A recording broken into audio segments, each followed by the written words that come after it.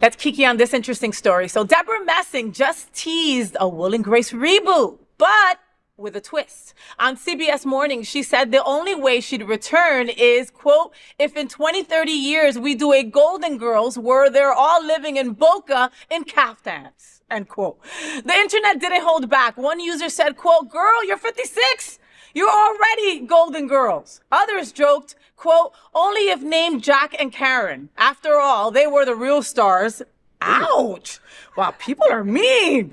Though Messing said, quote, we've told the story, end quote. Fans aren't done dreaming. Will and Grace, go Boca. Debra spills the tea. Do you stop and watch? What do you people think ask about for her? more. Or, yeah, people ask for more. No, I don't watch. You don't. And people ask all the time, would you come back again? And I feel like the only thing that could possibly work is if in 20, 30 years we do a Golden Girls where they're all living together in Boca in caftan. Oh, I'm here for that. I like that. I would like that. Yeah, I like that. That's wanna hilarious. invest in that. Yeah, pilot, but yeah. anything before that, I think we've told the story. Said been there, done it. Okay, I love Debra Messing, and I loved Will and Grace because it was one of the first shows in our lifetime that had main characters that were gay, and it wasn't just the slapstick. I'm gay, I'm wearing a dress, and I'm, a gay boy. You know what I mean? There was more to it. Yes. The writing was funny, and I've got to tell you though, Alex, I don't remember how many years Will and Grace was on, but I didn't go to it initially. Initially it was like, okay, it was a gay boy and it's fag hag, and I wasn't too interested in the whole thing and blah, blah, blah.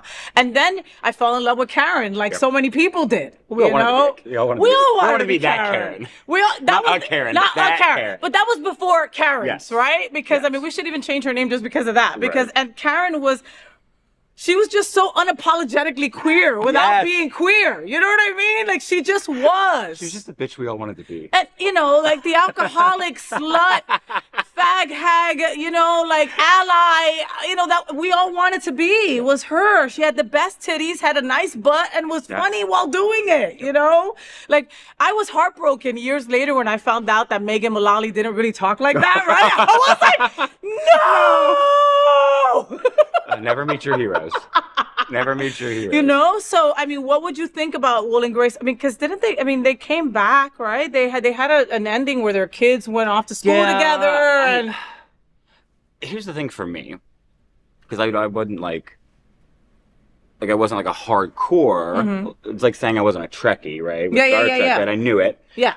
What I loved about it and why I watched it, A, obviously Karen, but B, you kind of got to see the real world gay boy problems that we have in our lives, right? Right there, right? I feel like they were, obviously a little bit more dramatic, or not. Or I've not. met some gay boys that are pretty dramatic. Many. So, can we capture that same essence in a Golden Girls style reboot? I don't know. Maybe. Maybe. It all depends on the writers. You know, there's this show right now called Mid-Century Modern, and it's with Nathan Lane and Boomer. I always forget his first name. He's hot. Matt, yes.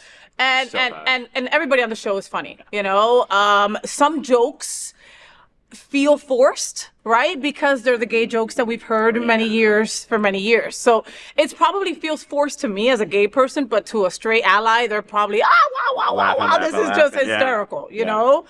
And so I hope that people give Mid-Century Modern a chance just because it's a great representation of just, gay boys in Palm Springs and what would happen if you and your three best friends decided to live out your years together because your boyfriends died, your partners died, or you couldn't deal with dating anymore, whatever it was. I think we all kind of secretly hope to have that. Right.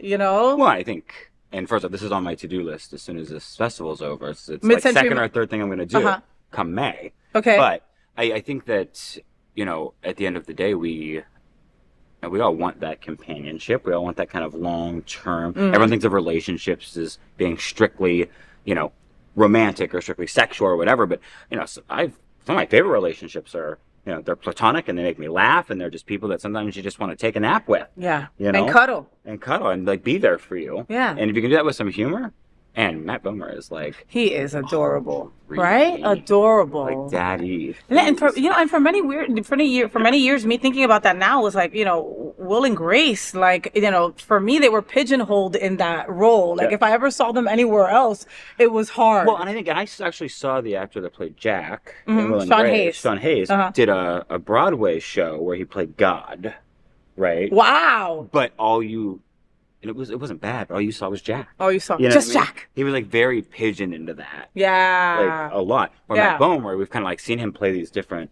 roles over time. Yeah. And he's played straight roles and he's played gay roles. And when he came out, as a queer man and what that meant to the community was a big deal. Because we had seen him in all those different roles. Yeah. Right? So, yeah.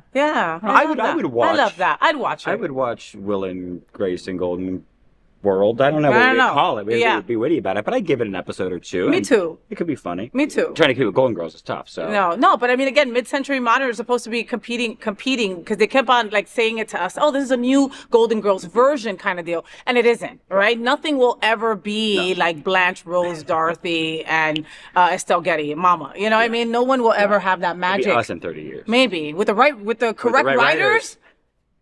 We're in there. I'm just saying. You and me in this bed in 30 years going, what are you doing? Stop it. Doing? And she's going to say, estúpida, stop it. Estúpido, déjame quieta, coño, like that. This is an important conversation for our LGBTQ plus